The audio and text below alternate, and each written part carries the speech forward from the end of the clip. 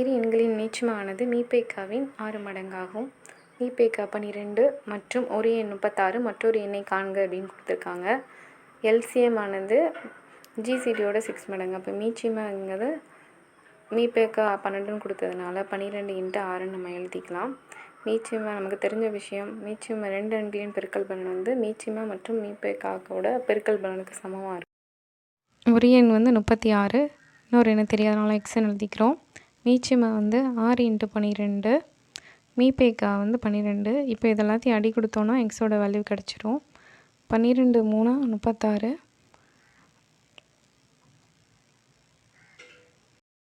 12 3ஆல் வகுக்கும்போது நமக்கு திரும்ப 4 கிடைக்கும். அப்போ வந்து 6 × 4 24. இதுதான் நமக்கு தேவையான answer.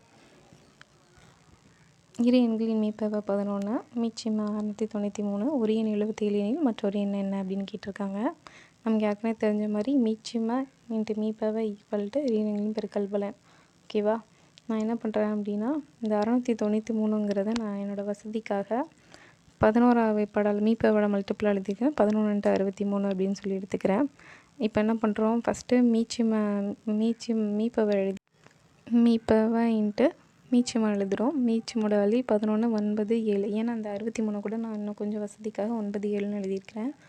Equal to left hand சைடில் இன்னும் ஒரு நம்பர் 77, தெரியாத நம்பர் எக்ஸ்ன்னு எழுதிக்கிறேன். ஓகேவா? இப்போ நான் வந்து 11 × 7 77ன்னு எனக்கு தெரியும். ஸோ அதை கேன்சல் பண்ணானா எக்ஸ் ஈக்குவல் டு 11 × 9 99. ஸோ மற்றொரு எண் எனக்கு என்ன கிடைக்கும் அப்படின்னா 99 அப்படின்னு சொல்லி கிடைக்கும்.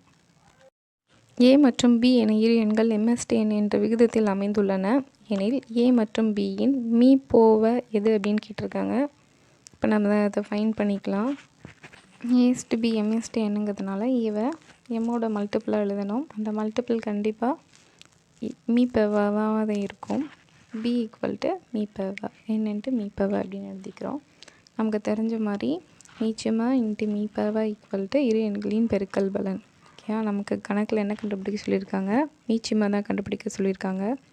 அதனால் இந்த 2 நம்பர் இருக்கு இல்லையா, ஏ × பி டிவைடட் பை மீபேவான்னு நம்ம எழுதிக்க போகிறோம்.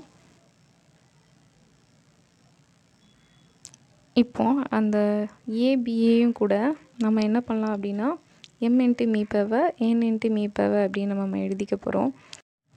ஏ வந்து m × மீபேவா, அதேமாதிரி பியை வந்து n × மீபேவா அப்படின்னு நம்ம எழுதிக்கிறோம். டிவைடட் பை மீபேவை. ஓகேவா? இப்போது இந்த ஒரு மீபேவும் கேன்சல் ஆகிடும். ரிமைனிங் என்ன கிடைக்கும், m. இந்த n × மீபேவை நம்ம எப்படி எழுதிக்கலாம் அப்படின்னா பின்னு எழுதிக்கலாம். ஸோ இதுதான் நம்மளோட A to Z உள்ள நம்பரை நம்ம 1 to 26 வரைக்கும் அப்படி டேரெக்டாக அசைன் பண்ணிக்கிறோம். இப்போ என்ன கேட்டிருக்காங்கன்னா HCF இந்த நம்பர்ஸ்க்கு வந்து மீச்சிமா கண்டுபிடிக்கணும்னு சொல்லியிருக்காங்க. எதற்கு சமம் இல்லைன்னு கேட்டிருக்காங்க. இப்போ ஹெச்சோட வேல்யூ என்ன அப்படின்னா 8, சியோடது 3, எஃபோடது 6. இப்போ இது 3க்கும் எல்சி இப்போ எழுதிக்கலாம் 8 3 6. இப்போ என்ன பண்ணுறோன்னா இதை 3ஆவது வைப்பாடில் போடும்போது 8 3 1 2ன்னு கிடைக்கும். அதே மாதிரி ரிமைனிங் 2வது வைப்பாடு போடும்போது 4 2 8 1. ஸோ இதோட மீச்சிமா நமக்கு என்ன கிடைக்கும் அப்படின்னா 3 × 2 × 4. ஓகேவா? இப்போ எல்சிஎம் வந்து 24. நம்ம இதை வந்து ஆன்சர் மூலமாக தான் செக் பண்ண முடியும். ஏன்னா எதற்கு சமம் இல்லை, 24 வராத மாதிரியான என்னென்ன ஆப்ஷன் கொடுத்துருக்காங்களோ அதுதான் ஆன்சர். ஸோ ஆப்ஷன் சி தான் ஆன்சர்.